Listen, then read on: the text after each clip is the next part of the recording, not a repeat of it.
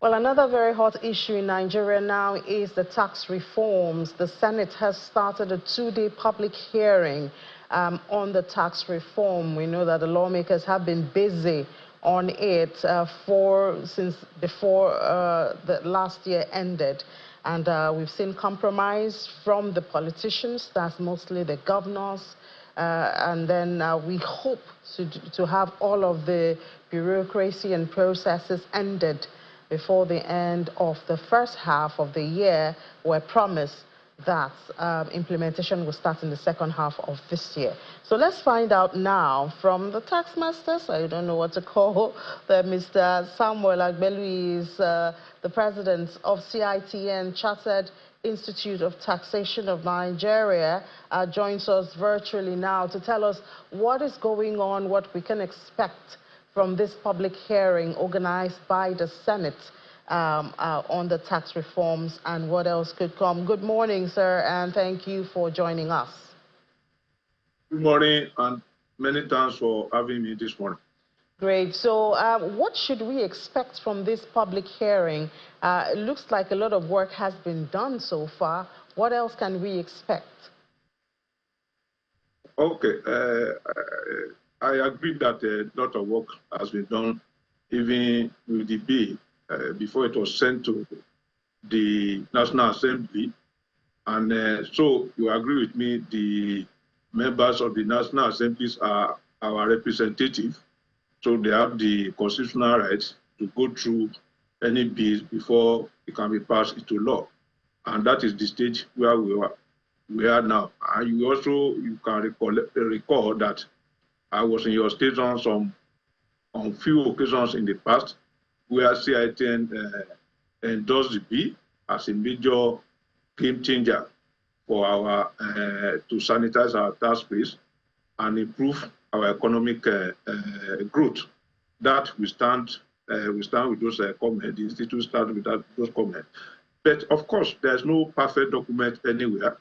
We expect the public hearing that started yesterday to add value to what we have in the National Assembly, so that at the end of the day, by the time the National Assembly, both at the Senate and the House of Rep, by the time they are done, they incorporate necessary documents that will add value to the bills, then they can send to the President for assent.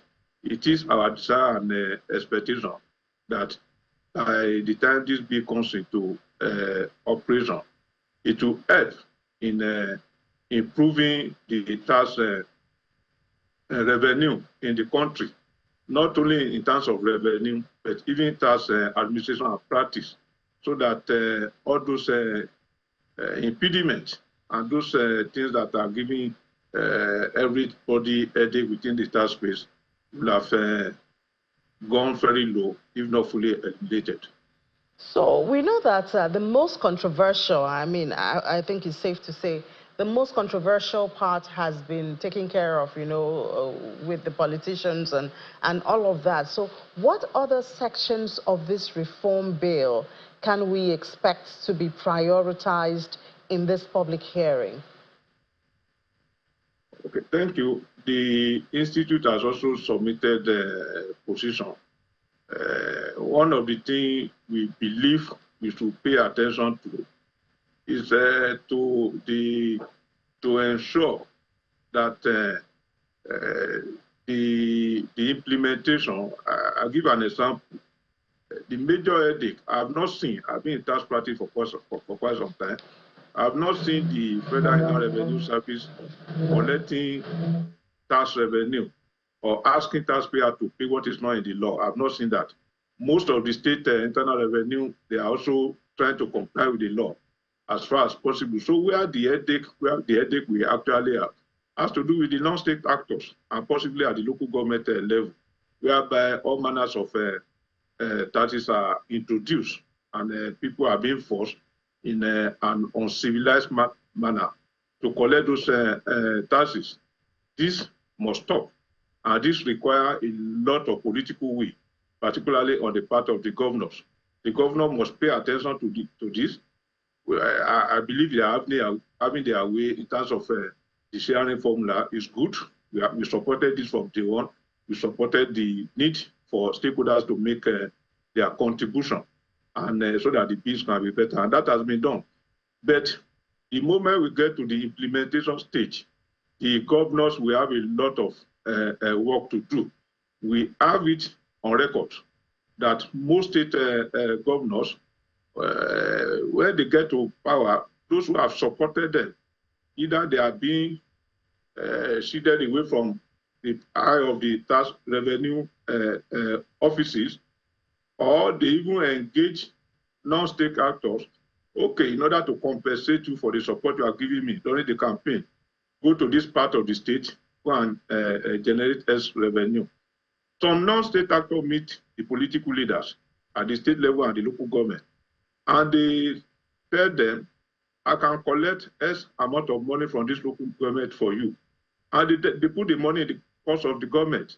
And the government says, okay, go ahead and collect. The way and manner does not matter to the government. We have this practical experience at the implementation level to have us actually deal with about 9 different types of taxes. It's an Herculean task. And we need to draw the attention of the state governors to this.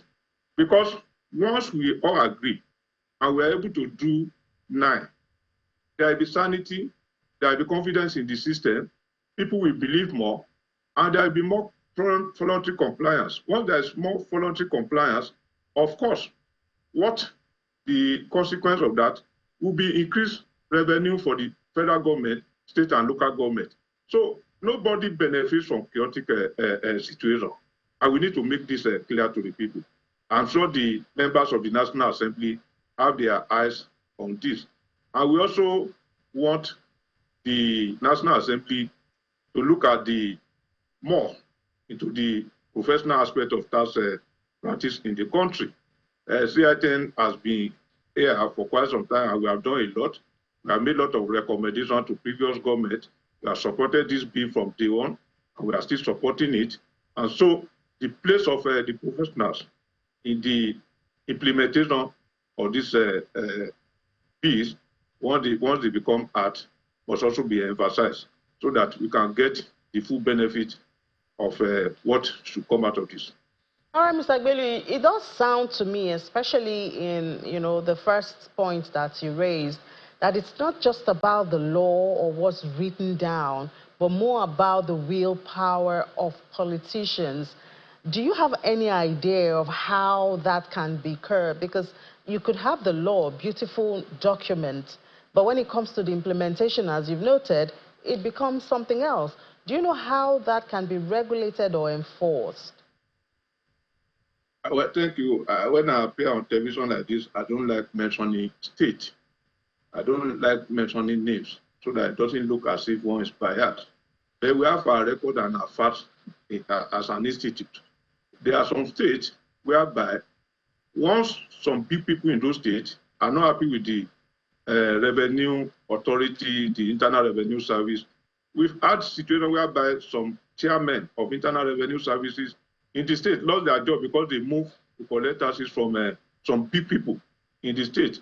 Now, when you cheat some people from paying their taxes, and you ask the ordinary people on the street, the poor civil servant, permit my language, using that poor, the hardworking civil servant who have no choice in it because the deduction will be made before they get their salary. You ask these people to pay. And the people who are the billionaires within your state, you are cheating them away from making their tax obligations. This is not the way to go.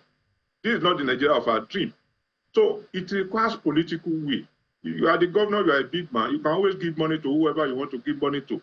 But ask them to go and comply with the law. Once they comply with the law and people can see that everybody is paying, that is equity, then of course you pay according to your strength and your financial muscle. So once we are able to do that, we see more compliance. Because what we have now is compliance issue. And that is one of the things that this bill is trying to resolve. Once this is resolved, I tell you Nigeria can get more than 3-4 times of what we are getting. And once we get that, then we talk about advocacy again. Please, kindly utilize whatever you have judiciously for the people. The stakeholders must benefit. you must use this money. It must not be filtered away. We must not wake up every morning and keep on hearing the issue of corruption and how people are siphoning money outside of this country. Once we do this, of course, Nigeria will be great and we'll be proud of our country. That is what we expect any moment this bills are signed into law. And to that extent, we recommend strongly political will. It's not enough to talk about derivation. The leaders at the subnational must have sufficient political will. They must support, they need to support the various internal revenue services in their state.